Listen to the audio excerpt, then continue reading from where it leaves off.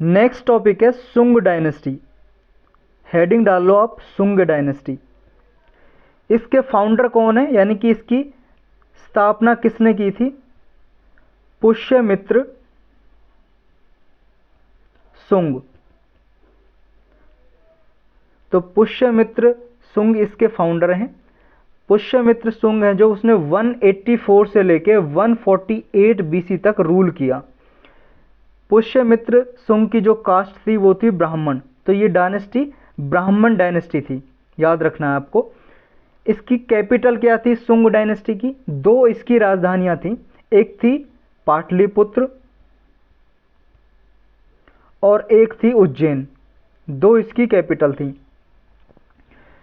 जो सुंग डायनेस्टी है इसके अचीवमेंट के बारे में और जो मेनली जो फाउंडर है पुष्यमित्र सुंग, इनके अचीवमेंट के बारे में अयोध्या इंस्क्रिप्शन में लिखा हुआ है। अयोध्या इंस्क्रिप्शन है एक, इंस्क्रिप्शन मतलब शिलालेख। तो इसमें जानकारी मिलती है किसके बारे में? पुष्यमित्र सुंग के बारे में और सुंग डायनेस्टी के बारे में। जो पुष्यमित्र सुंग था वो देखो मौर्यन डायनेस्टी थी जो, उसका जो लास्ट रूलर था बृहद्रथ। बृहद्रथ इसकी आर्मी में ना ये कमांडर इन चीफ था। कमांडर इन चीफ था मौर्यन रूलर जो बृहद्रथ था, उसका कमांडर इन चीफ कौन था? पुष्यमित्र सुंग। तो इसने देखो अपने मास्टर को मार दिया, यानी कि जो पुष्यमित्र सुंग था उसने अपने स्वामी को मार दिया और राजगद्दी को हथिया लिया, कैप्चर द थ्रोन कर लिया। कैप्चर द थ्रोन का मतलब है राजगद्दी को हथियाना, THRONE। थ्रोन का मतलब होता है राजगद्दी। तो ये राजा बन जाता है और फिर इसने अश्वमेध सेक्रीफाइस भी किया। अश्वमेध जो प्रैक्टिस थी, सेरेमनी थी, ये भी परफॉर्म की। अश्वमेध क्या होती थी आपको पता ना? घोड़ा छोड़ दिया करते थे अपना राजा, जिस भी मान लो जिस भी टेरिटरी में चला गया, एरिया में चला गया, अगर उसके राजा ने उस घोड़े को रोका नहीं, गुजर जाने दिया अपनी टेरिटरी से, तो इसका मतलब हो गया कि जिसने वो घोड़ा भेजा है, मान लो ए राजा ने अपना घोड़ा भेजा है, वो चक्कर लगा के आ रहा है, घूम रहा है टेरिटरी में, किसी मान लो ये टेरिटरी है किसी राजा की, इसमें घूम के आ गया, तो अगर किसी राजा ने इस घोड़े को नहीं रोका तो इसका मतलब हो गया कि ये टेरिटरी भी ए राजा से बिलोंग करती है, इसकी हो गई। और जिसने इसको रोक लिया, यानी कि वो युद्ध करना चाहता है, फिर उसके साथ युद्ध करके इस टेरिटरी को जीतता था, तभी वो टेरिटरी इस ए राजा की होगी। तो ये अश्वमेध जो प्रैक्टिस हैं, ये भी इसने अश्वमेध जो सेरेमनी है इसने प्रैक्टिस की थी। किसने? पुष्यमित्र सुंग ने। इसके कार्यकाल में जो पुष्यमित्र सुंग है, इसके दरबार में ग्रेटेस्ट ग्रामेरियन भी थे। ग्रामेरियन मतलब जिन्होंने व्याकरण के बारे में लिखा था, जैसे उनका नाम है पतंजलि। इनका नाम सुना होगा आपने, पतंजलि का नाम। ये बहुत ही बड़े स्कॉलर थे उस टाइम के, विद्वान थे। ये पुष्यमित्र सुंग के कोर्ट में थे, दरबार में थे। इन्होंने एक फेमस बुक लिखी थी, महाभाष्य। महाभाष्य, तो ये पूछ लिया जाता है कि महाभाष्य किसने लिखी है? पतंजलि ने। और पतंजलि किसके टाइम में थे, ये भी आपको पता होना चाहिए कि पतंजलि किसके कंटेम्पररी थे, ऐसे पूछ लिया जाता है। तो पुष्यमित्र सुंग के, सुंग डायनेस्टी में, तो ये आपको याद रखना है। और जो महाभाष्य बुक लिखी थी पतंजलि ने, ये देखो अष्टाध्यायी बुक थी जो पनीनी की, पनीनी की बुक थी जो अष्टाध्यायी, ये अष्टाध्यायी, ये जो अष्टाध्यायी जो बुक है पनीनी, इसके लेखक का नाम है पनीनी, PANINI, पनीनी, इसकी बुक है अष्टाध्यायी। तो इस पे ही कमेंट्री थी महाभाष्य जो बुक लिखी थी पतंजलि ने। एक देखो बुद्धिस्ट हिस्टोरियन भी थे इस टाइम के, जिनका नाम था तारानाथ। तारानाथ, उन्होंने देखो पुष्यमित्र सुंग था जो, इसको कहा था कि ये बुद्धिज्म का डिस्ट्रॉयर है, यानी कि इसने बुद्धिज्म को, बुद्धिज्म धर्म को नष्ट कर दिया है, डिस्ट्रॉयर है। कौन? पुष्यमित्र सुंग। किसने कहा था? तारानाथ ने अपनी बुक में कहा था। तो ये भी आपको याद रखना है। यानी कि जो सुंग डायनेस्टी के जो ये राजा थे, रूलर थे, फाउंडर थे, पुष्यमित्र सुंग, इन्होंने बुद्धिज्म को डिस्करेज किया, प्रमोट नहीं किया था। ये आपको याद रखना, इस तरह के स्टेटमेंट देके पूछ ले जाता है। अब नेक्स्ट इंपोर्टेंट रूलर आते हैं सुंग डायनेस्टी के, अग्निमित्र। अग्निमित्र ये नेक्स्ट रूलर हैं, आप हेडिंग डाल के लिख लो, नेक्स्ट रूलर ऑफ सुंग डायनेस्टी ये है अग्निमित्र। अग्निमित्र ये देखो, जो पुष्यमित्र सुंग था, जो फाउंडर था सुंग डायनेस्टी का, उसका बेटा ही है ये अग्निमित्र सुंग। और कालिदास ने एक बुक लिखी थी, बहुत फेमस बुक है कालिदास की, जिसका नाम है, कालिदास की बुक का नाम है मालवी कांगनी मित्रन। मालवी कांगनी मित्रन, इसके बारे में भी क्वेश्चन पूछा है यूपीएससी ने भी, और भी पीसीएस के एग्जाम में पूछा जाता है कि ये बुक किसने लिखी? कालिदास ने।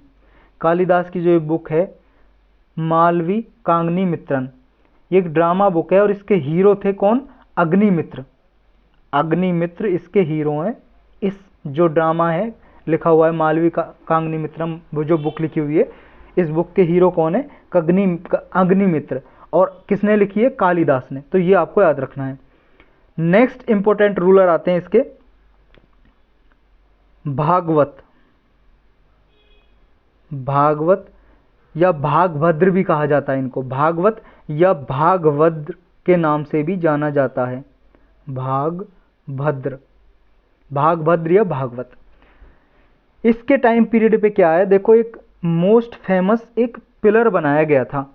पिलर मतलब खंबा जो होता है, पिलर बनाया गया था। ये देखो विदिशा में बनाया गया था। विदिशा एक जगह का नाम है, विदिशा में बनाया गया था। और किसने बनाया था ये जो पिलर है? ये देखो हेलियोडोरस ने बनाया था। हेलियोडोरस, हेलियोडोरस ने बनाया था। ये कौन था? ये देखो ग्रेट किंग था तक्षशिला का, ग्रेट किंग था तक्षशिला का, जिसका नाम था एंटियाल seeds, ANTIALCIDUS, एंटियाल seeds.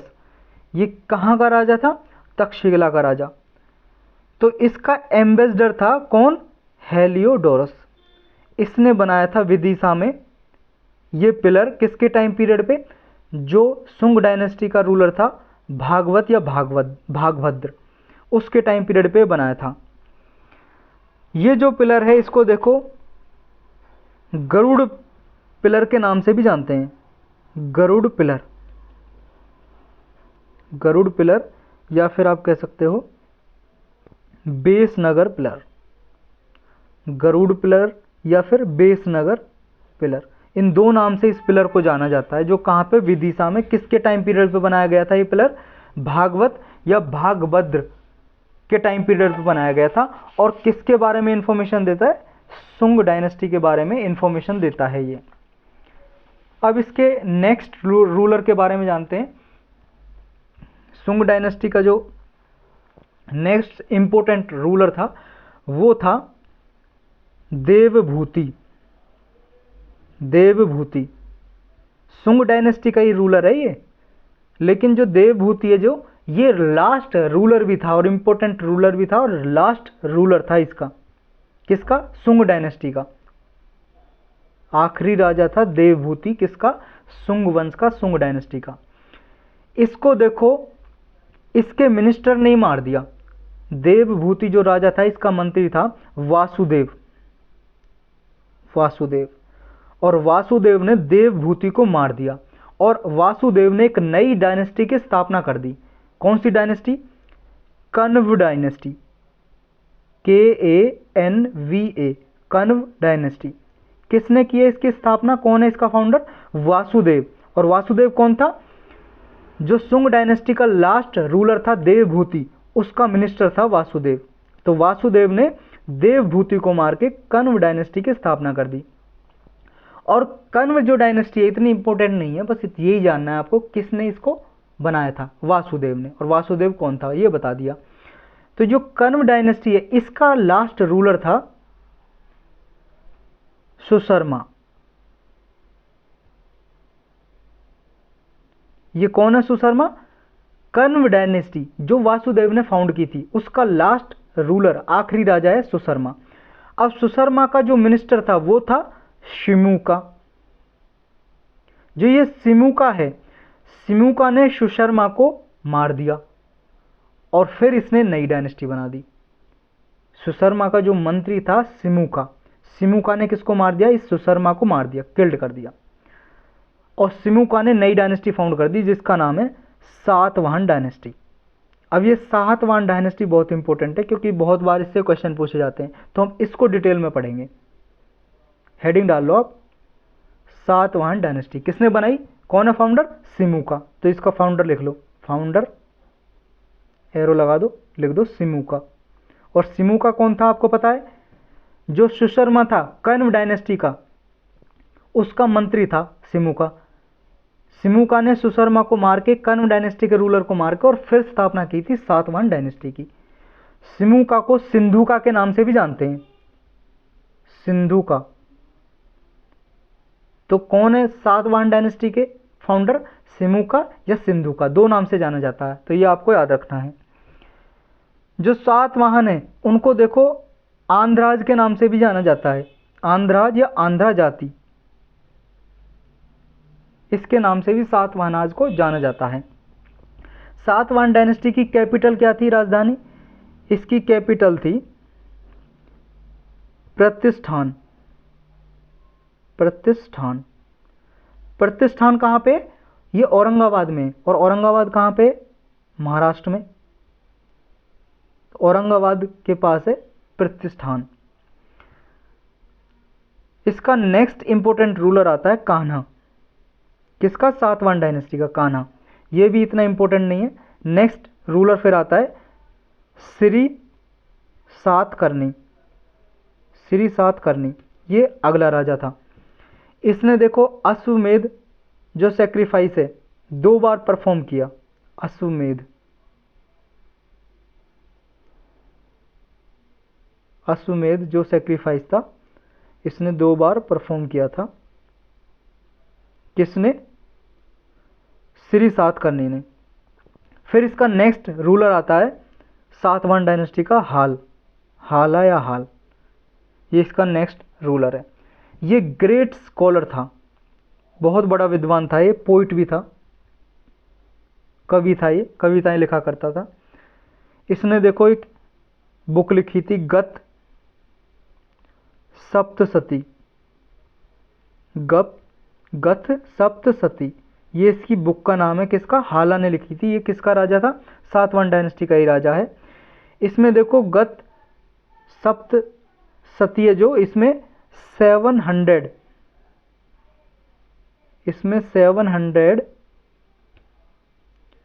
Erotic versus लिखे हुए हैं। इरोटिक वर्सेस का मतलब एक तरह से लव के बारे में इंफॉर्मेशन, प्यार के बारे में, प्यार से रिलेटेड। नेक्स्ट इसका जो रूलर आता है वो है गौतमी पुत्र सातकर्णी। ये इसका इंपॉर्टेंट रूलर है, मोस्ट इंपॉर्टेंट रूलर है सातवाहन डायनेस्टी का, गौतमी पुत्र सातकर्णी। इसने देखो 106 से लेके 131 एडी में रूल किया है। 106 से लेके 131 एडी तक इसने रूल किया है। ग्रेटेस्ट रूलर था ये सातवाहन डायनेस्टी का। इसके जो अचीवमेंट हैं वो देखो नासिक इंस्क्रिप्शन में मेंशन है। नासिक जो शिलालेख है, नासिक इंस्क्रिप्शन, तो ये किसके बारे में इंफॉर्मेशन देता है? गौतमी पुत्र सातकर्णी के बारे में। ऐसा पूछ ले जाता है कि नासिक इंस्क्रिप्शन किससे रिलेटेड है? गौतमी पुत्र सातकर्णी जो सातवाहन डायनेस्टी का रूलर हैं। और जो ये नासिक इंस्क्रिप्शन है ये किसने लिखा था, किसने इसको कंपोज किया था? जो गौतमी पुत्र सातकर्णी है इसकी माता ने लिखा था। और गौतमी पुत्र सातकर्णी की माता का नाम क्या है? गौतमी बालासरी, GAUTAMSARI। आई बालाश्री। देखो जो इसकी माता का नाम है सातकर्णी की, उसका नाम है गौतमी बालासरी। गौतमी के नाम से ही इसका नाम पड़ा गौतमी पुत्र सातकर्णी, क्योंकि गौतमी का पुत्र है इसलिए अपने नाम के आगे इसने लगा दिया गौतमी पुत्र सातकर्णी, इसलिए इसको कहा जाता है सातकर्णी को गौतमी पुत्र सातकर्णी। तो ये इसके बारे में इंफॉर्मेशन है। अब चलते हैं नेक्स्ट डायनेस्टी पे। नेक्स्ट डायनेस्टी आती है Kushan dynasty. Kushan dynasty, Kushan dynasty जो देखो इसके फाउंडर कौन थे? कुजूला कैडफिसस। कुजूला कैडफिसस। ये देखो इस टाइम पे ना कुजूला जो कैडफिसस थे इन्होंने फाउंड किया कुषाण डायनेस्टी को। और कुषाण डायनेस्टी किस तरह से निकल के आती है इसके बारे में थोड़ी इंफॉर्मेशन जानते हैं हम। देखो इस टाइम पे दो इंपोर्टेंट टेरिटरी थी। एक तो देखो तिब्बत में यूची थे, यूची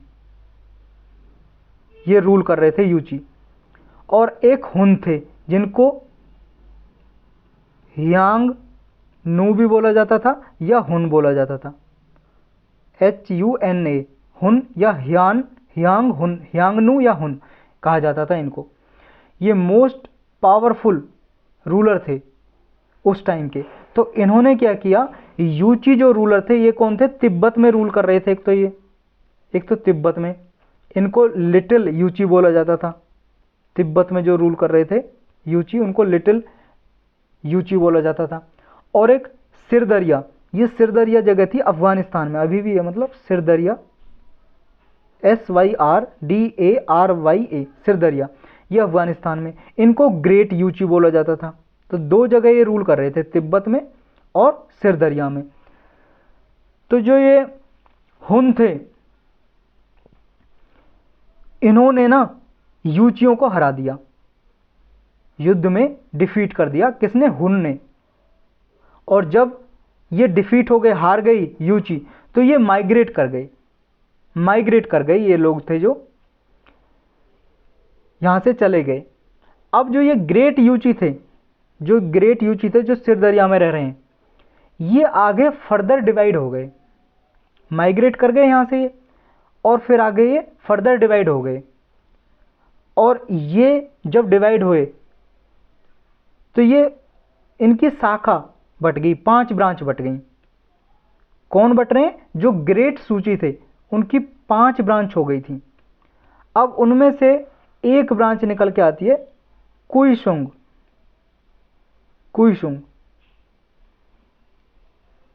ऐसे मान लो जैसे एक धर्म है, धर्म में बहुत सारी जातियां हैं, जातियां के अंदर भी आपको पता है सब कास्ट है, कास्ट के अंदर सब कास्ट, क्लेन जो होती हैं, गोत्र होती हैं। इस तरह से जो यूची थे वो यहाँ से हारने के बाद, हुन से हारने के बाद माइग्रेट कर गए, मतलब इधर उधर चले गए। कोई किसी ईस्ट में चला गया, कोई वेस्ट में, कोई नॉर्थ में, कोई साउथ में, इधर उधर माइग्रेट कर गए, पलायन कर गए। अब वो 5 ग्रुप में बट गए। 5 ग्रुप में से एक ग्रुप था कुइशुंग, KUEISHUNG, कुइशुंग। और ये कुइशुंग को ही आगे कुषाण के नाम से जाना जाने लगा। जो ये कुइशुंग थे उनको ही कहा जाने लगा कुषाण। और इन्होंने ही कुषाण डायनेस्टी की स्थापना की। और जिसने कुषाण डायनेस्टी की स्थापना की, फाउंडर है जो, वो है कुजूला कैडफिसस। तो आप हेडिंग डाल लो, कुषाण डायनेस्टी किसने फाउंड की थी? कुजूला कैडफिसस ने। अब इसका नेक्स्ट जो रूलर आता है इंपोर्टेंट, वो आता है वेम या वेमा कैडफिसस। ये देखो फर्स्ट रूलर माना जाता है जिसने गोल्ड कॉइन इंट्रोड्यूस किए थे। एंशिएंट हिस्ट्री में गोल्ड कॉइन इंट्रोड्यूस किए थे जिसने, सोने के सिक्के जिसने सर्वप्रथम पहली बार इंट्रोड्यूस किए थे, वो कौन था? वेम कैडफिसस, जो कुषाण डायनेस्टी का राजा था। तो ये आपको याद रखना है। और जो इसने सोने के सिक्के बनाए थे उन पे कुछ इमेज बनी हुई थी, तस्वीर किसकी? लॉर्ड शिव की, नंदी की, जो भगवान शिव की सवारी है नंदी, जो बैल है नंदी बैल, उसकी, और त्रिशूल, तो किसी पे त्रिशूल बना हुआ है सिक्के पे, किसी पे शिव बना हुआ है, किसी पे नंदी, किसी पे तीनों बने हुए हैं, नंदी पे शिव बैठे हुए हैं, हाथ में त्रिशूल है। इस तरह की तस्वीर, इमेज ये गोल्ड कॉइन्स पे बनी हुई होती थी, वैम कैडफिसस ने जो जारी किए थे। ये आपको याद रखना है। अब नेक्स्ट इंपोर्टेंट रूलर जो आते हैं उसका नाम है कनिष्क। ये ग्रेटेस्ट रूलर है कुषाण एम्पायर, मतलब कुषाण डायनेस्टी का। जो कुषाण वंश था उसका सबसे महान राजा, रूलर, वो है कनिष्क। इसने 78 से लेके 101 एडी तक रूल किया।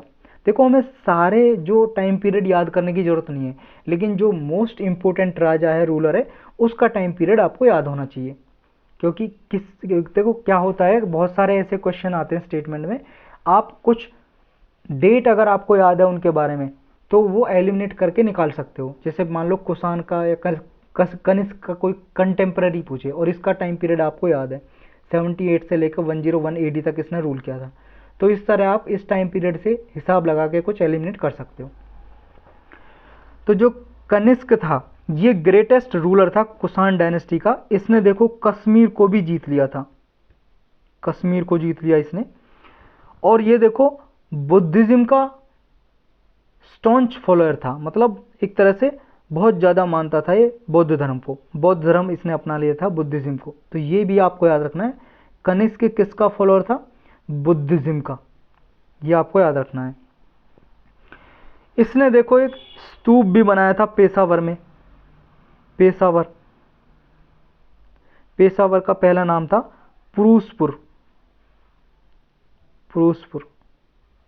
तो पेशावर में इसने स्तूप बनाया, स्तूप बुद्धिज्म के से रिलेटेड था जो। और इसने बहुत सारे कॉइन भी इशू किए। और देखो पेशावर का फाउंडर भी इन्हें कहा जाता है। पेशावर अभी कहाँ पे, पाकिस्तान में, जो पेशावर का फाउंडर कहा जाता है कनिष्क को। इसने बहुत सारे गोल्ड कॉइन और जारी किए, जो वैम कैडफिसस ने फर्स्ट टाइम जारी किए थे, इसने आगे कंटिन्यू किया। और इसके जो गोल्ड कॉइन थे उसमें देखो शिव की तस्वीर तो हुआ करती थी, किसी पे बुद्ध की तस्वीर हुआ करती थी, गौतम बुद्ध थे जो, उनकी। और जो पर्शियन गॉड थे, पर्शियन गॉड, उसकी तस्वीर भी हुआ करती थी, पर्शियन भगवान की। तो ये तस्वीर हुआ करती थी कनिष्क के सिक्कों में। और कैपिटल क्या थी, देखो पाकिस्तान में पेशावर है जो, पेशावर, ये इसकी कैपिटल थी। और इंडिया में, इंडिया की तरफ मथुरा इसकी कैपिटल थी। तो अफगानिस्तान, पाकिस्तान, इंडिया तक इसका रूल था कनिष्क का, सेंट्रल इंडिया तक। तो मथुरा इसकी कैपिटल थी इंडिया में।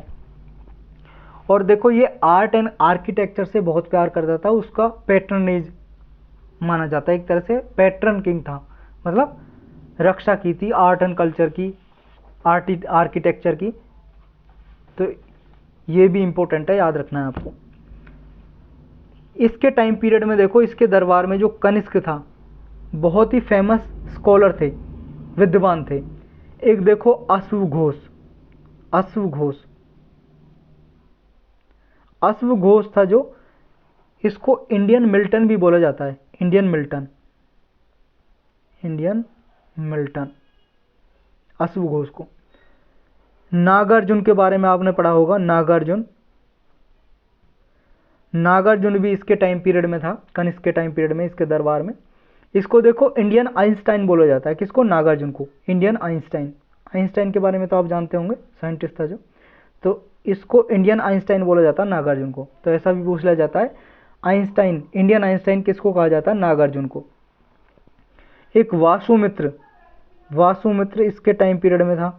वासुमित्र बुद्धिस्ट थियोलॉजिस्ट था, एक तरह से बुद्धिज्म के जो धर्म प्रचारक होते हैं वो था ये वासुमित्र।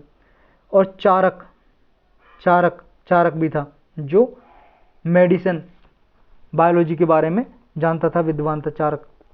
ये इसके टाइम पीरियड में था, कनिष्क के टाइम पीरियड में। तो ये मोस्ट 4 इंपॉर्टेंट जो स्कॉलर है फेमस, इनके बारे में आपको पता होना चाहिए। अश्व घोष, नागार्जुन, वासुमित्र और चारक इसके टाइम पीरियड में थे। अब नेक्स्ट जो डायनेस्टी आती है वो आती है गुप्ता डायनेस्टी, गुप्ता डायनेस्टी। तो हेडिंग डाल लो आप, गुप्ता डायनेस्टी। देखो एंशियंट इंडिया की गोल्डन एज कहा जाता है गुप्ता डायनेस्टी को। गोल्डन एज, ये प्राचीन भारत की गोल्डन एज, स्वर्णिम काल है गुप्ता डायनेस्टी। कास्ट से ये देखो ब्राह्मण थे, गुप्ता ब्राह्मण। और कैपिटल क्या थी गुप्ता डायनेस्टी की? पाटलिपुत्र। पाटलिपुत्र इनकी कैपिटल है। इसके फाउंडर कौन है गुप्ता डायनेस्टी के? फाउंडर हैं श्रीगुप्त। श्रीगुप्त, तो ये आपको याद रखना है, गुप्ता डायनेस्टी के, या गुप्त डायनेस्टी बोलते हैं, हिंदी में लिखा होता गुप्त वंश या गुप्त काल। तो गुप्त वंश या गुप्त डायनेस्टी के जो फाउंडर हैं, जिन्होंने स्थापना की, संस्थापक, वो हैं श्रीगुप्त। और इन्होंने 240 से लेकर 280 एडी तक रूल किया था। तो ये आपको याद रखना है। और इन्होंने देखो, श्रीगुप्त ने एक टाइटल लिया था महाराज का।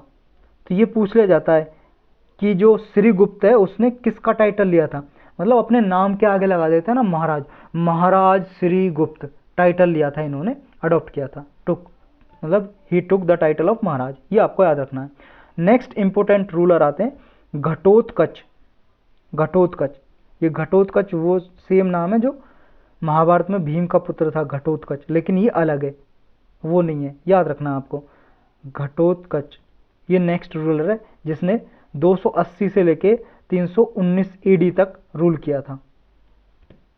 280 से लेके 319, 319 तक रूल किया है। जो घटोत्कच है इसने भी देखो महाराज का टाइटल लिया था, इसने भी अपने नाम के आगे महाराज लगाया, महाराज घटोत्कच। नेक्स्ट इंपोर्टेंट रूलर आता है इसका चंद्रगुप्त प्रथम या चंद्रगुप्त फर्स्ट। चंद्रगुप्त, ये सिर्फ चंद्रगुप्त फर्स्ट है, याद रखना। जो मौर्य डायनेस्टी में था वो था चंद्रगुप्त मौर्य, और ये है चंद्रगुप्त फर्स्ट, इससे कंफ्यूज नहीं होना आपको। इसने कब से कब तक रूल किया था? 319 से लेके 335 एडी तक इसने रूल किया था। ये रियल फाउंडर माना जाता है गुप्त डायनेस्टी का। जो पहला मोस्ट इंपोर्टेंट रूलर आता है वो था चंद्रगुप्त फर्स्ट। इसने टाइटल लिया था महाराजा धीराज। महाराजा धीराज, महाराजा धीराज का मतलब होता है किंग ऑफ किंग्स, राजाओं का राजा। इसने देखो लिच्छवी जो डायनेस्टी थी एक, उसकी प्रिंसेस थी कुमार देवी, उससे शादी की कुमार देवी। ये चंद्रगुप्त फर्स्ट की पत्नी है कुमार देवी। ये लिच्छवी प्रिंसेस हैं। लिच्छवी ये डायनेस्टी थी, वहाँ की राजकुमारी हैं कुमार देवी, उससे शादी की थी। इसके टाइम पीरियड पे जो वैशाली टेरिटरी है, बिहार में जो वैशाली है ना, इसके टाइम पीरियड पे क्या हुआ, चंद्रगुप्त फर्स्ट के टाइम पे जब शादी हुई थी कुमार देवी से, तो वैशाली जो टेरिटरी है इसको दहेज में दे दिया था। वैशाली पूरी एरिया है जो टेरिटरी जो अभी बिहार में है, तो इस सारी टेरिटरी को दहेज में दे दिया, डोरी में दे दिया। किसको? चंद्रगुप्त फर्स्ट को। चंद्रगुप्त फर्स्ट के जो कॉइन्स थे इन्हें जारी किया गया था, वो उन कॉइन्स को, जो इसने सिक्के जारी किए थे चंद्रगुप्त फर्स्ट ने, उन सिक्कों को कुमार देवी स्टाइल के नाम से जाना जाता है। कुमार देवी स्टाइल, अपनी पत्नी से बहुत प्यार किया करते थे, तो उनके नाम पे ही कुमार देवी स्टाइल के नाम से ये सिक्के जाने जाते हैं चंद्रगुप्त फर्स्ट के। अब नेक्स्ट इंपोर्टेंट रूलर जो आते हैं इसके, समुद्रगुप्त। समुद्रगुप्त, इनका टाइम पीरियड है 335 से लेके 375 एडी। 335 से 375 एडी। ये ग्रेटेस्ट रूलर थे गुप्त डायनेस्टी के। कौन? समुद्रगुप्त। समुद्रगुप्त ग्रेटेस्ट, सबसे महान राजा माने जाते हैं। इनको देखो बहुत से स्कॉलर ने इंडियन नेपोलियन भी बोला है। इंडियन नेपोलियन, नेपोलियन आपको पता है ना कौन था, वर्ल्ड हिस्ट्री में आपने पढ़ा होगा नेपोलियन के बारे में। तो ये इंडियन नेपोलियन के नाम से भी जाने जाते हैं ये समुद्रगुप्त। तो ऐसा भी पूछ लिया जाता है कि इंडियन नेपोलियन किसको कहा जाता है? समुद्रगुप्त को, क्योंकि इनके पास ना बहुत बड़ी आर्मी थी, बहुत बड़ी आर्मी, और आर्मी की वजह से इन्होंने बहुत एरिया को जीत लिया था। और ये इंफॉर्मेशन कहाँ पे मिलती है? समुद्रगुप्त के बारे में इलाहाबाद इंस्क्रिप्शन में। तो ये भी याद रखना आपको, इलाहाबाद इंस्क्रिप्शन किससे रिलेटेड है? इलाहाबाद इंस्क्रिप्शन या शिलालेख ये समुद्रगुप्त से, समुद्रगुप्त के बारे में इंफॉर्मेशन मिलती है। जिसको देखो, जो इलाहाबाद इंस्क्रिप्शन है ना, इसको प्रयाग प्रस्ती के नाम से भी जाना जाता है। प्रयाग प्रस्ती, जो ये प्रयाग प्रस्ती के नाम से जाना जाता है ना, तो देखो अभी आपको पता है जो इलाहाबाद का नाम प्रयागराज रखा है ना, इसलिए रखा है क्योंकि इलाहाबाद जो इंस्क्रिप्शन है, इलाहाबाद पिलर जो है, इलाहाबाद पिलर इंस्क्रिप्शन, उसको प्रयाग प्रस्ती के नाम से भी जाना जाता है। तो इसका प्राचीन नाम भी है ये, तो इस वजह से गवर्नमेंट ने इलाहाबाद का नाम प्रयागराज रखा है। तो ये भी आपको याद रखना कहाँ से ये आया है। और जो ये इलाहाबाद पिलर इंस्क्रिप्शन है या प्रयाग प्रस्ती, ये किसने लिखा था, किसने कंपोज किया था ये इंस्क्रिप्शन शिलालेख? समुद्रगुप्त है जो, उसका ही मंत्री था, मंत्री का नाम है हरिसेन। तो हरिसेन ने कंपोज किया था इलाहाबाद पिलर इंस्क्रिप्शन या प्रयाग प्रस्ती इंस्क्रिप्शन, ये आपको याद रखना है। जो समुद्रगुप्त है ना, इसने अपनी अधिकतर लाइफ मिलिट्री कन्क्वेस्ट में ही बिताई थी, मतलब लड़ता रहता था, कभी इधर चला गया कभी इधर चला गया, टेरिटरी जीतता रहता था ये। इसने अश्वमेध सेक्रीफाइस भी प्रैक्टिस किया था, परफॉर्म किया था। अश्वमेध आप जानते हो क्या है, बहुत बार डिस्कस कर चुके हैं हम। अश्वमेध, स्पेलिंग गलत हो गई है अश्वमेध की, अश्वमेध सेक्रीफाइस भी इसने परफॉर्म किया था। और देखो समुद्रगुप्त एक ग्रेट पोइट भी था, कवि भी था, ये कविताएं लिखा करता था। इलाहाबाद इंस्क्रिप्शन है ना जो, उसमें देखो कविराज के नाम से भी जाना जाता है। समुद्रगुप्त का कहीं कहीं पे नाम कविराज भी लिखा हुआ है, तो कविराज भी कौन था? समुद्रगुप्त था, ये आपको याद रखना है। इसके जो कॉइन है उस पे देखो जो इमेज है वो कैसी है, ये वीणा खेल रहा है, वीणा एक गेम है वो खेल रहा है, कौन? समुद्रगुप्त। किस पे? कॉइन्स पे, सिक्कों पे ये इमेज बनी हुई है। एक चाइनीज सोशलिस्ट हैं जिनका नाम है मेघवर्मन, मेघवर्मन। इनके हिसाब से जो श्रीलंका के रूलर हैं, उसने देखो समुद्रगुप्त के राज्य में एक मिशनरी भेजा। उसने ना बुद्धिस्ट टेम्पल बनाने के लिए बोध गया में परमिशन मांगी थी समुद्रगुप्त से। जो श्रीलंका से एक क्या आया था? मिशनरी आया था। मिशनरी का मतलब एक तरह से दूत आया था, दूत, एक आदमी आया। किसने भेजा? श्रीलंका के राजा ने, श्रीलंका के राजा ने। और कौन बता रहा है हमें ये? मेघवर्मन, जो चाइनीज सोशलिस्ट एक स्कॉलर है, मेघवर्मन एक लेखक है, उसने लिखा है कि श्रीलंका से एक मिशनरी आया, दूत आया, श्रीलंका के राजा ने भेजा, और श्रीलंका ने डिमांड की समुद्रगुप्त से कि बोध गया में आप हमें बुद्धिस्ट टेम्पल बनाने के लिए कुछ जगह दो, और समुद्रगुप्त ने ये परमिशन दे दी। बोध गया में फिर एक बुद्धिस्ट टेम्पल बनाया गया। तो ये बात भी आपको याद रखनी है। अब नेक्स्ट इंपोर्टेंट रूलर आता है समुद्रगुप्त के बाद, रामगुप्त। रामगुप्त का टाइम पीरियड है 375 से लेकर 380 एडी। इसने 5 साल तक ही रूल किया। एक देखो विशाख दत्त है, विशाख दत्त कौन है? ये विशाख दत्त लेखक है, विशाख दत्त, इसमें ए और लगा लो, विशाख दत्त। ये विशाख दत्त की एक बुक है देवी चंद्रगुप्तम। विशाख दत्त एक लेखक है, स्कॉलर है, उनकी बुक है देवी चंद्रगुप्तम। इस बुक में रामगुप्त जो नेक्स्ट रूलर था गुप्त डायनेस्टी का, इसके बारे में इंफॉर्मेशन मिलती है, रामगुप्त के बारे में। रामगुप्त रूलर है, समुद्रगुप्त के बाद आता है रामगुप्त।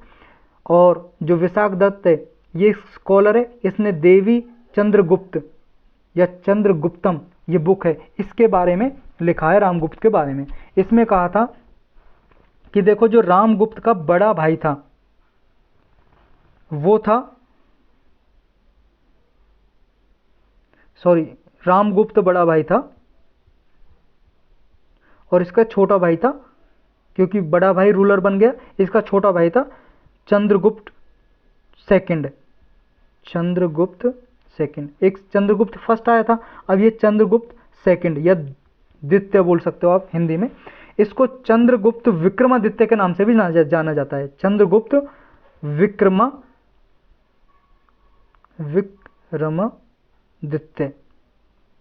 तो चंद्रगुप्त सेकंड या चंद्रगुप्त विक्रमादित्य के नाम से भी जाना जाता है। चंद्रगुप्त विक्रमादित्य के नाम से जाना जाता है। ये रामगुप्त का छोटा भाई है। तो इसके बारे में इंफॉर्मेशन मिलती है कहाँ से? देवी चंद्रगुप्तम, एक बुक जो किसने लिखी थी? विशाख दत्त ने। तो ये पूछ लिया जाता है विशाख दत्त ने कौन सी बुक लिखी है? चंद्रगुप्त बुक थी जो चंद्रगुप्त देवी चंद्रगुप्तम जो बुक है वो किसने लिखी है? विशाख दत्त ने। तो ये आपको याद रखना है। अब यहाँ पे एक कहानी और घटती है, देखो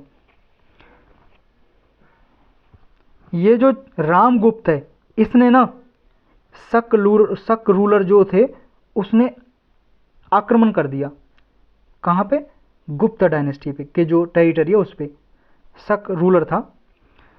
कौन था शक रूलर? रुद्र सिम्हा थर्ड, रुद्र सिम्हा तृतीय या थर्ड, इसने आक्रमण कर दिया। तो ये रामगुप्त की जो कंडीशन बहुत ही खराब हो गई उस टाइम पे, ऐसा लग रहा था कि अब हार ही जाएगा। तो इसने अपनी एक क्वीन थी रानी ध्रुव देवी,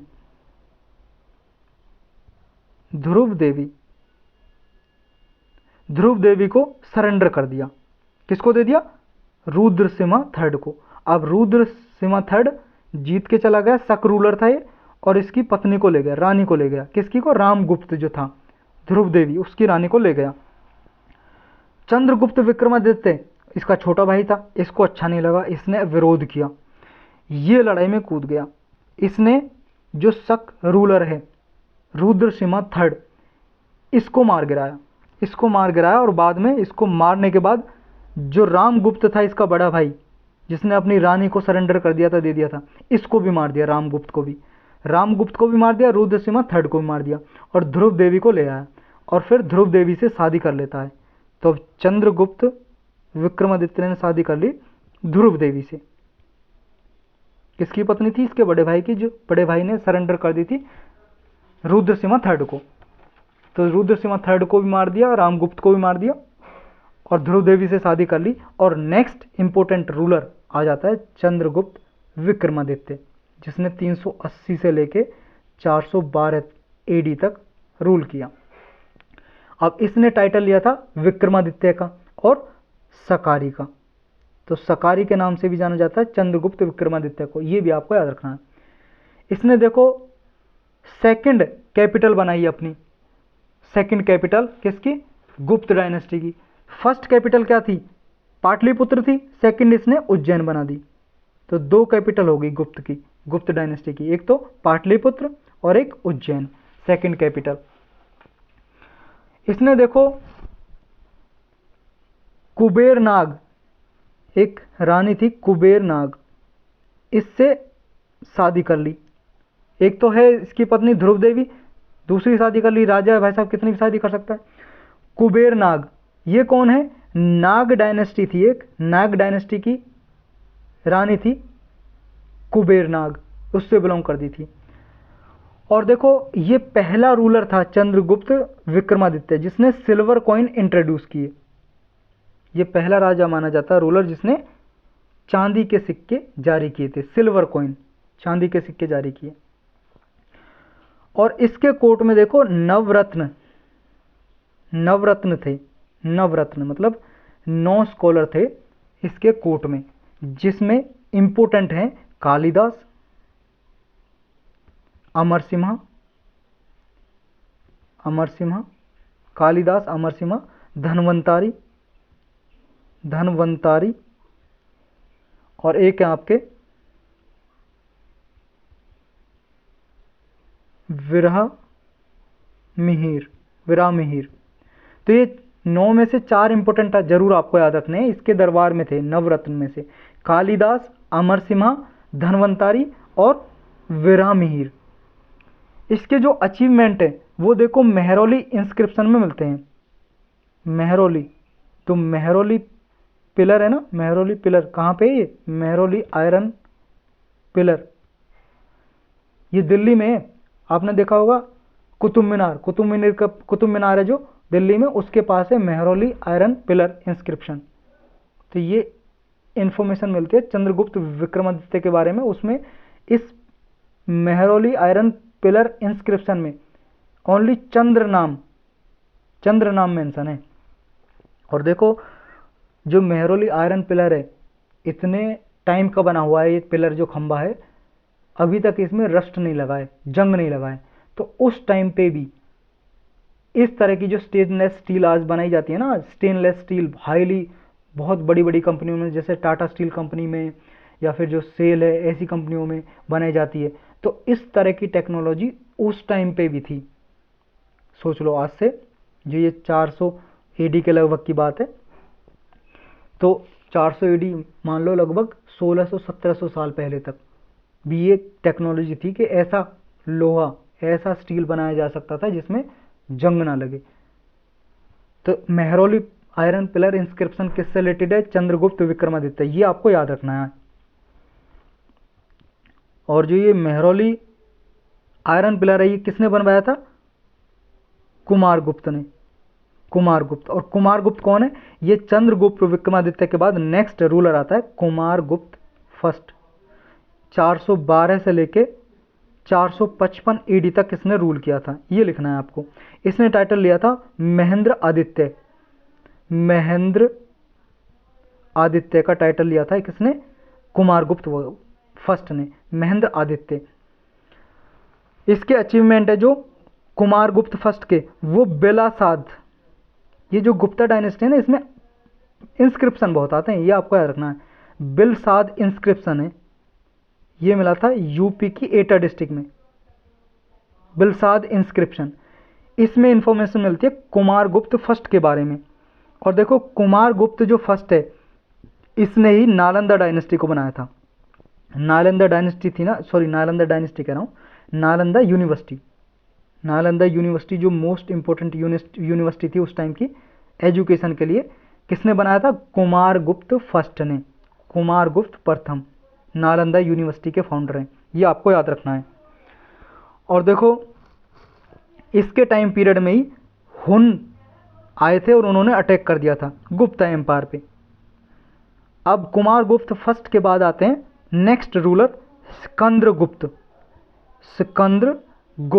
सिकंदरगुप्ता। इसने देखो 455 से लेके 467, 455 से लेके 467 एडी तक रूल किया था। किसने? सकंदगुप्त। इसने देवराज का टाइटल लिया, देवराज का टाइटल किसने लिया? सकंदगुप्त ने। जो इसके अचीवमेंट है सकंदगुप्त के, ये देखो भितारी इंस्क्रिप्शन में मिलते हैं। भितारी इंस्क्रिप्शन किससे रिलेटेड है? सकंदगुप्त से। तो ऐसे पूछ लिया जाता है, ये सारे इंस्क्रिप्शन आपको याद रखने हैं। भितारी इंस्क्रिप्शन में इंफॉर्मेशन किसके बारे में मिलती है? सकंदगुप्त के बारे में। और देखो इस सकंदगुप्त के बारे में, इसके एडमिनिस्ट्रेशन के बारे में जूनागढ़ इंस्क्रिप्शन भी इंफॉर्मेशन देता है। तो ये दोनों आपको याद रखने हैं, भितारी इंस्क्रिप्शन और जूनागढ़ इंस्क्रिप्शन। ये किसके बारे में इंफॉर्मेशन देते हैं? सकंदगुप्त के बारे में। इसने देखो जो सकंदगुप्त था, इसने हुनों ने जो आक्रमण किया था ना कुमारगुप्त के टाइम में, तो सकंदगुप्त ने हुन को हरा दिया, डिफीट कर दिया। और इसके टाइम पीरियड में देखो एक मोस्ट फेमस लेक थी सुदर्शन लेक, इसको दोबारा से रिपेयर किया गया। और बहुत सारे इंपॉर्टेंट रूलर थे, राजा थे जिन्होंने सुदर्शन लेक को रिपेयर किया था, ये पूछ लिया जाता है। एक तो चंद्रगुप्त मौर्य मौर्यन डायनेस्टी की बात कर रहे हैं हम। चंद्रगुप्त मौर्य के टाइम में उसके जो गवर्नर थे पुष्यगुप्त वैश्य, इन्होंने भी किया था। पुष्यगुप्त वैश्य इन्होंने भी रिपेयर किया था ये सुदर्शन लेक को।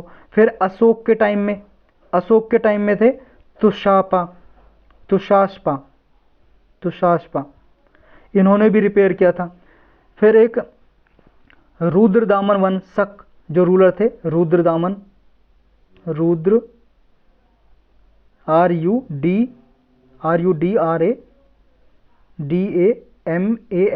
रुद्रदामन फर्स्ट, ये शक रूलर था, इसने भी रिपेयर कराया था इसके टाइम पीरियड में। और ये सकंदरगुप्त के टाइम में सुदर्शन लेक रिपेयर कराई गई थी। तो ये आपको याद रखना है। सकंदरगुप्त के टाइम में एक वानदत्ता और एक ये चंक्रापालित था, चंक्रापालित, इन्होंने रिपेयर कराया था इसको। तो बस इतना थोड़ा आपको याद रखना, सुदर्शन लेक किस किस टाइम पीरियड में रिपेयर कराई गई थी।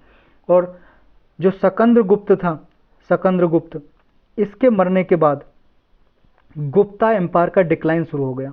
डिक्लाइन का मतलब पतन होना स्टार्ट हो गया इसका। तो गुप्ता एम्पायर धीरे धीरे नष्ट होता चला गया, गुप्ता डायनेस्टी लुप्त हो गई। फिर अब जान लेते हैं गुप्ता एडमिनिस्ट्रेशन के बारे में थोड़ा। गुप्ता का शासनकाल कैसा था, कैसा इसका एडमिनिस्ट्रेशन था, क्योंकि एडमिनिस्ट्रेशन ही हमारे लिए बहुत इंपॉर्टेंट है, क्योंकि एडमिनिस्ट्रेशन के लिए ही आप तैयारी कर रहे हो एडमिनिस्ट्रेशन में जाने के लिए। तो जो गुप्ता एडमिनिस्ट्रेशन था वो देखो ये मोनार्की सिस्टम था। मोनार्की क्या होती है, राजा का बेटा ही राजा बनेगा, मोनार्की था। और मतलब मोनार्की एक तरह से एक ही राजा का रूल, मतलब एक राजा कह रहा हूँ, एक ही आदमी का रूल। मोनार्की का मतलब एक जो है वो राजा है, जो वही सब कुछ है, वही जुडिशरी है, वही लॉ बनाने वाला है, वही इंप्लीमेंट करने वाला है, वही जो कहेगा सब उसी की चलेगी, मोनार्की। तो ये प्रिवेलिंग सिस्टम था। लेकिन देखो जो सब्जेक्ट थे, क्योंकि देखो जो प्रजा होती है ना उसको सब्जेक्ट बोला जाता है, राजा क्या, प्रजा।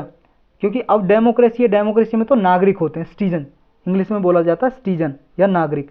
अब तो डेमोक्रेसी है, डेमोक्रेसी में सिटीजन होंगे। लेकिन जब मोनार्की सिस्टम है तो मोनार्की में जो प्रजा होती है ना वो सब्जेक्ट होती है, राजा की सब्जेक्ट।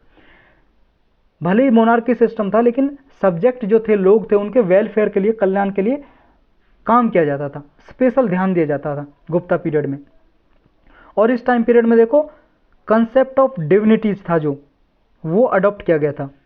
डिविनिटी, डिविनिटी का कंसेप्ट क्या है, डिवाइन ओरिजिन है एक तरह से, यानी कि जो किंगशिप का, किंगशिप किंगशिप किंगशिप का ओरिजिन जो होता है वो डिविनिटी कंसेप्ट से होता है, जो गुप्ता मोनार्क ने अपनाया था।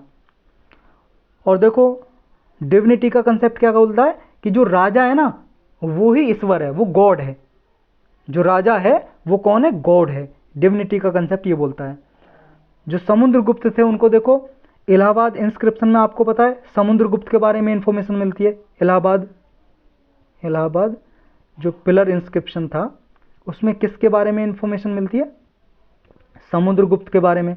और समुद्रगुप्त को ना इस इलाहाबाद पिलर इंस्क्रिप्शन में भगवान से कंपेयर किया गया। कौन से भगवान से, कभी उनको इंद्र बोला गया है, कभी उनको यम बोला गया है, कभी उनको कुबेर बोला गया है, कभी उनको वरुण बोला गया है। तो ये चार भगवान से उनको कंपेयर किया गया है, तुलना की गई है उनकी, इंद्र, यम, कुबेर और वरुण से। जो एम्पायर था ये गुप्ता एम्पायर, वो बहुत सारी प्रोविंसेस में भी बटा हुआ था, मतलब छोटे छोटे राज्य भी थे जिनको बोला जाता था भुक्ति। तो ये भुक्ति क्या है ऐसा पूछ लिया जाता है, क्या थे गुप्ता एम्पायर में जो राज्य थे, प्रोविंसेस थे, उनको बोला जाता था भुक्ति। और इन भुक्ति को भी आगे डिवाइड किया गया था जिलों में, डिस्ट्रिक्ट। भुक्ति है स्टेट और इसके नीचे जिले हैं जिनको बोला जाता था विषय, VISHAY। विषय क्या है, जिला है, डिस्ट्रिक्ट है। और भुक्ति क्या है, प्रोविंस है, स्टेट है। तो ये आपको पता होना चाहिए। और विलेज एडमिनिस्ट्रेशन स्मॉलेस्ट यूनिट थी एडमिनिस्ट्रेशन में, विलेज में भी सरपंच वगैरह हुआ करते थे। और इनका रेवेन्यू का चीफ सोर्स क्या था, वही कर लेते थे, लैंड टैक्स लगाते थे, भूमि पे कर लगाते थे। वो कितना होता था, 1/6 से लेके 1/4 तक। और इस टैक्स को, जो लैंड टैक्स था, इसको क्या बोलते थे, भाग कर। भाग कर मतलब भाग का मतलब एक तरह से हिस्सा, हिस्सा लिया जाता था। तो ये लैंड टैक्स था, उसको बोलते थे भाग कर। तो भाग कर क्या है, लैंड टैक्स, ये आपको याद रखना है। और सोसाइटी देखो यहाँ पे 4 हिस्सों में डिवाइड हो गई थी कंप्लीटली। वैसे तो लेटर वैदिक काल से ही डिवाइड हो गई थी। और यहाँ पे भी 4 डिवीजन में सोसाइटी डिवाइड थी। कौन कौन से, वही ब्राह्मण, क्षत्रिय, वैश्य और शूद्र। ये 4 जो डिवीजन है ये थे सोसाइटी में गुप्ता एम्पायर के टाइम में। जो शूद्र की जो पोजीशन थी वो इस टाइम में थोड़ी इंप्रूव हुई थी, याद रखना, इंप्रूव हुई थी, डिक्रीज नहीं हुई थी। किस टाइम पीरियड में, गुप्ता एम्पायर में। क्योंकि देखो शूद्र इस टाइम पे ट्रेडर भी थे, व्यापारी भी थे, कुछ शूद्र, कुछ आर्टिजन थे, कलाकार थे, कुछ एग्रीकल्चर भी किया करते थे। तो इनकी जो पोजीशन है वो इंप्रूव हुई थी शूद्र की पहले की अपेक्षा। और जो एक स्कॉलर थे फायान। फायान इनके अकॉर्डिंग देखो जो शूद्र थे उनसे भी नीचे एक क्लास हुआ करती थी इस टाइम पीरियड में, गुप्ता टाइम पीरियड में, इससे भी नीचे, जो पूरी सोसाइटी से अलग थलग रहा करती थी। और उस कास्ट का नाम क्या था, मतलब जो एक क्लास थी, ये लगा कास्ट मत को, क्लास शूद्र से भी नीचे हुआ करती थी, वो थी चांडाल, CHANDAL, चांडाल। ये शूद्र से भी नीचे समझे जाते थे इस टाइम पीरियड में, अलग थलग रहते थे। और देखो इस टाइम पीरियड में भी इंटरकास्ट और इंटर रेशियल मैरिज हुआ करती थी, इंटरकास्ट मैरिज हुआ करती थी इस टाइम पे भी, ये आपको याद रखना है। भले ही कास्ट सिस्टम में डिवाइड था, ये वर्ण में डिवाइड था, डिवीजन था, लेकिन इंटरकास्ट और इंटर रेशियल मैरिज हुआ करती थी इस टाइम में, कॉमन था बिल्कुल। और इस टाइम पीरियड में देखो नई कास्ट एक इमर्ज होकर आती है, कयस्थ, जिसके बारे में हमने पहले भी देखो इन्फॉर्मेशन पढ़ी थी जब लेटर वैदिक पीरियड के बारे में पढ़ा था। तो इस टाइम पीरियड में वो कयस्थ जो कास्ट है इमर्ज होती है। और पहला रेफरेंस कयस्थ का, कयस्थ कौन थी, इंटरकास्ट जो होती है, ब्राह्मण का लड़का शूद्र की लड़की जब शादी करेगी, इनके जो बच्चे होंगे उनको नई जाति का नाम दे दिया जाएगा कयस्थ। और ये रेफरेंस कहाँ पे मिलता है कयस्थ का, पहली बार मिला था यज नवल के स्मृति, यज नवल के स्मृति, ये कैस्त जाति का इन्फॉर्मेशन मिलती है। कैस्त जाति से बहुत इंपॉर्टेंट सेलिब्रिटी भी आप जानते होंगे, जैसे अमिताभ बच्चन है, स्वामी विवेकानंद हैं, और भी बहुत सारे हैं। तो ये कैस्त जो कास्ट थी, नई कास्ट, ये इस टाइम पीरियड पे राइज होती है। और इसका जो रेफरेंस कहाँ पे मेंशन है, यज नवल के स्मृति में।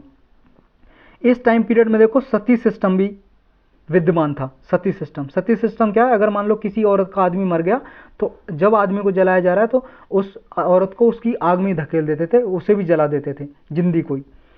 और सती सिस्टम का फर्स्ट रेफरेंस कहाँ पे मिलता है, ईरान इंस्क्रिप्शन में। ईरान इंस्क्रिप्शन ये है मध्य प्रदेश का, MP का Iran inscription, Iran ERAN, Iran inscription शिलालेख, इसमें फर्स्ट रेफरेंस मिलता सती सिस्टम का, ये कॉमन था इस टाइम पे। और इंटरनल और एक्सटर्नल ट्रेड हुआ करती थी इस टाइम पीरियड में, इंटरनल और एक्सटर्नल ट्रेड, बाहर के जो राज्य थे या बाहर के जो देश थे उनसे भी एक्सटर्नल ट्रेड हुआ करती थी इस टाइम पीरियड में, ये आपको याद रखना है। नॉर्थ इंडिया से लेके साउथ ईस्ट एशिया तक ये सारी ट्रेड हुआ करती थी। जो गुड्स एक्सपोर्ट की जाती थी, मतलब जो वस्तुएं यहाँ से निर्यात की जाती थी एक्सपोर्ट, वो कौन कौन सी थी, स्पाइसेस थे, मसाले, पर्ल थे, मोती, क्लॉथ्स थे, कपड़े, परफ्यूम वगैरह भी यहाँ से एक्सपोर्ट किए जाते थे। और कुछ गुड्स इंपोर्ट करते थे हम, जैसे गोल्ड आयात करते थे उस टाइम पीरियड पे गुप्ता एम्पायर में, सिल्वर, जिंक, सिल्क ये इंपोर्ट करते थे उस टाइम पीरियड पे।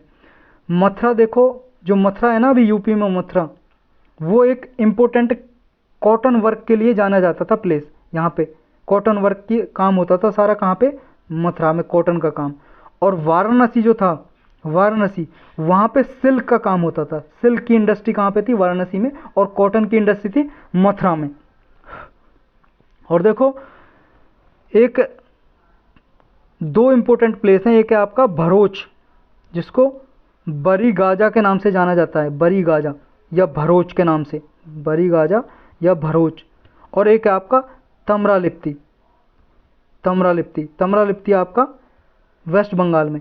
तो ये तमरालिप्ती है जो, ये वेस्ट बंगाल में, और ये भरोच या बैरी गाजा, ये दो इंपॉर्टेंट पोर्ट हुआ करते थे, पोर्ट मतलब बंदरगाह।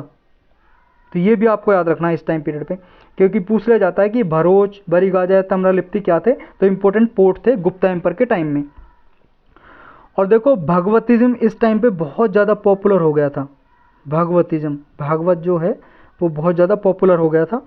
और इम्पोर्टेंट गॉड कौन थे इस टाइम पीरियड पे, जो इम्पोर्टेंट भगवान थे, कृष्ण थे, कृष्ण वासुदेव थे, कृष्ण वासुदेव एक ही हो गया, विष्णु, कृष्ण विष्णु, ये इम्पोर्टेंट गॉड थे। और दुर्गा की पूजा होती थी, गणेश की पूजा होती थी, गणेश।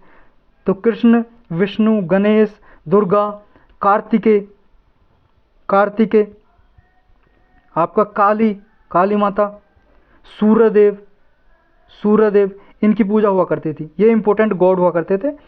और देखो टेम्पल बिल्डिंग इस टाइम पे बना दी गई थी, कल्चरल मूवमेंट के लिए टेम्पल बिल्डिंग बना दी गई थी। कुछ इंपॉर्टेंट स्कॉलर थे इस टाइम पीरियड में, गुप्ता इस टाइम में, तो वो स्कॉलर्स के नाम आप लिख लो। जैसे आर्यभट्ट इस टाइम पीरियड में थे, आर्यभट्ट के बारे में आप जानते होंगे।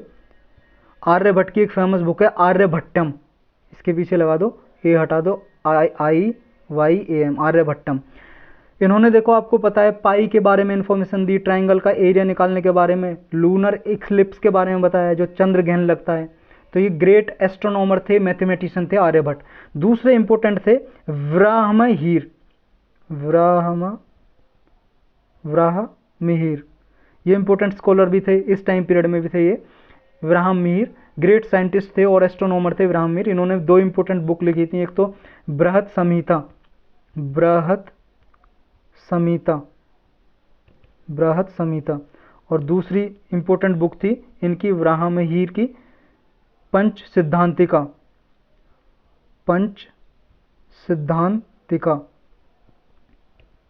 तो ये जो ब्राह्म संहिता थी, बृहत संहिता देखो इन्होंने बताया था कि मून जो अर्थ के चारों ओर रोटेट करता है, चारों ओर चक्कर लगाता है, और अर्थ सन के चारों ओर चक्कर लगाती है। ये बृहत संहिता बुक है जो उसमें बताया था व्राहमिहिर ने।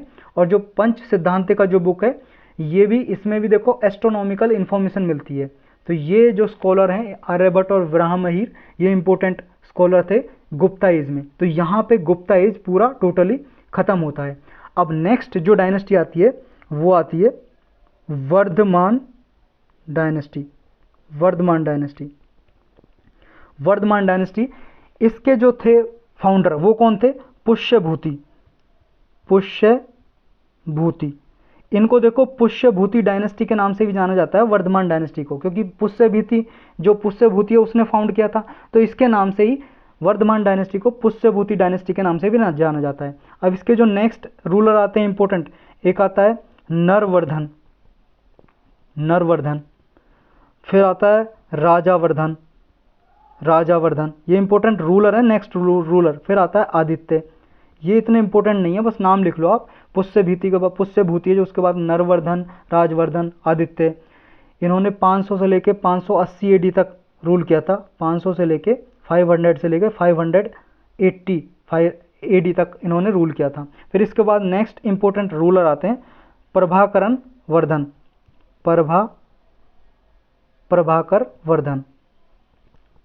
वर्धन। इसने 580 से लेके 580 से लेके 605 तक 605 तक रूल किया था। ये रियल फाउंडर माने जाते हैं वर्धमान महावीर, जो वर्धन डायनेस्टी के। वर्धमान महावीर क्यों आ रहा है? वर्धन डायनेस्टी के जो रियल फाउंडर है वो कौन माने जाते हैं? प्रभाकर वर्धन। जो प्रभाकर वर्धन है, इसने देखो, इसने महाराजा धीराज का टाइटल लिया। महाराजा धीराज गुप्ता डायनेस्टी में लिया था, आपको याद है ना? महाराजा धीराज MAHARAJADHIRAJ, महाराजा धीराज। और इसकी कैपिटल क्या थी? थानेसर। थानेसर कहाँ पे? यह है अंबाला में। अंबाला कहाँ पे? हरियाणा में। तो थानेसर इसकी कैपिटल थी। नेक्स्ट जो इंपॉर्टेंट रूलर आते हैं वो है राज्यवर्धन। देखो पहला था उस राजावर्धन, ये है राज्यवर्धन, ये आपको याद रखना है। राज्यवर्धन, इसने 605 से लेके 606 तक 1 साल ही रूल किया था। ये देखो प्रभाकर वर्धन था ना, उसका बेटा था ये। प्रभाकरन के 2 बेटे थे, तो इसने राज्यवर्धन नेक्स्ट रूलर बना था। मतलब 2 बेटे थे और एक डॉटर थी जिसका नाम था राजश्री। किसकी बेटी है? प्रभाकर वर्धन की। जो राज्यवर्धन है, ये राजा बन गया किसके बाद? प्रभाकर वर्धन के बाद। और राजश्री, इसके बारे में एक स्टोरी है। देखो राजश्री है जो इसका हस्बैंड है, राजश्री देखो इसका हस्बैंड है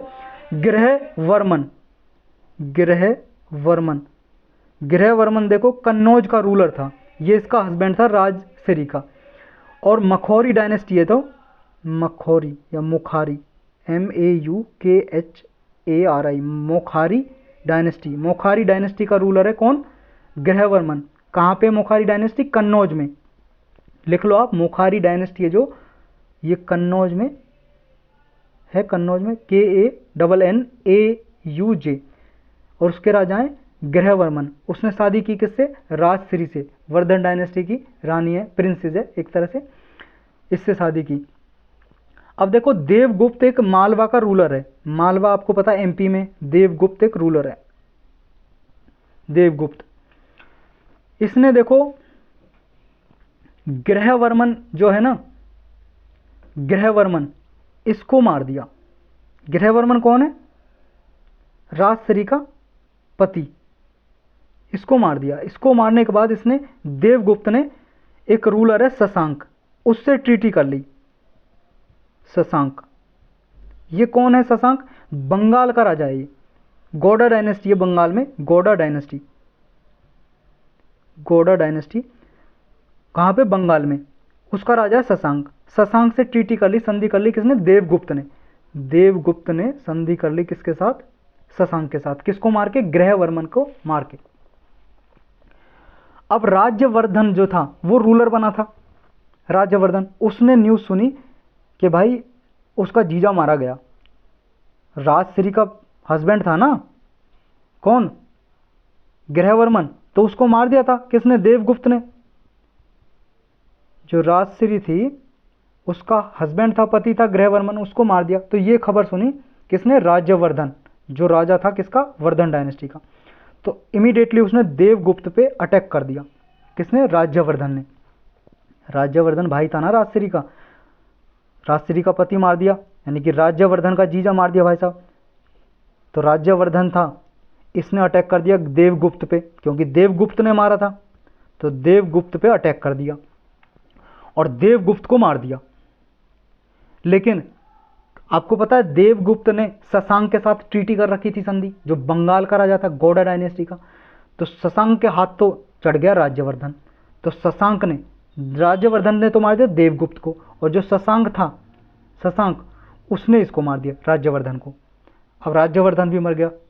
देवगुप्त जिसने इसके जीजा को मारा था वो भी मर गया। अब नेक्स्ट रूलर आता है वर्धन डायनेस्टी का, क्योंकि वर्धन डायनेस्टी की गद्दी खाली हो गई, तो राज्यवर्धन मर गया। अब नेक्स्ट रूलर आता है हर्षवर्धन। ये मोस्ट इंपोर्टेंट रूलर था वर्धन डायनेस्टी का, हर्षवर्धन।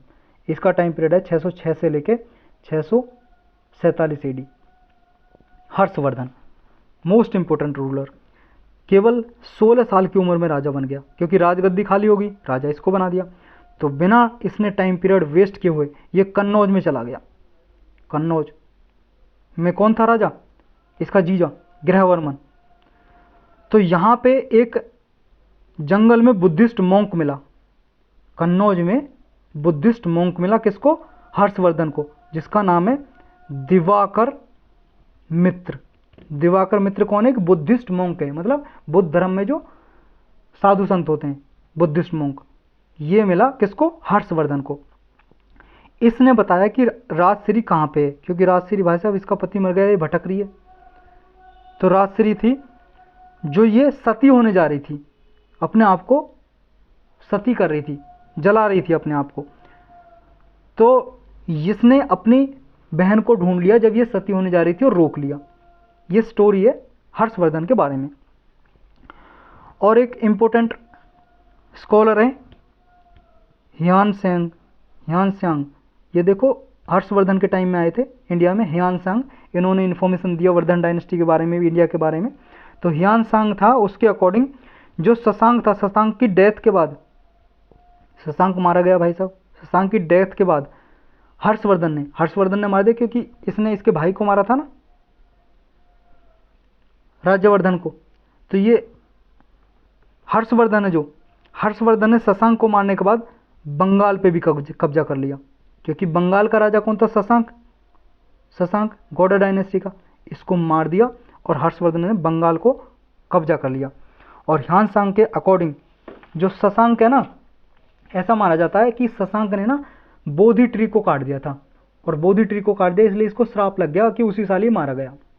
ऐसा स्टोरी है, ऐसा ह्यांग सांग ने लिखा है अपनी बुक में। अब जो हर्षवर्धन है देखो, इसको ना नॉर्थ इंडिया का लॉर्ड कहा जाने लगा, नॉर्थ इंडिया का भगवान हर्षवर्धन को। इसने टाइटल लिया शिलादित्य का, शिलादित्य।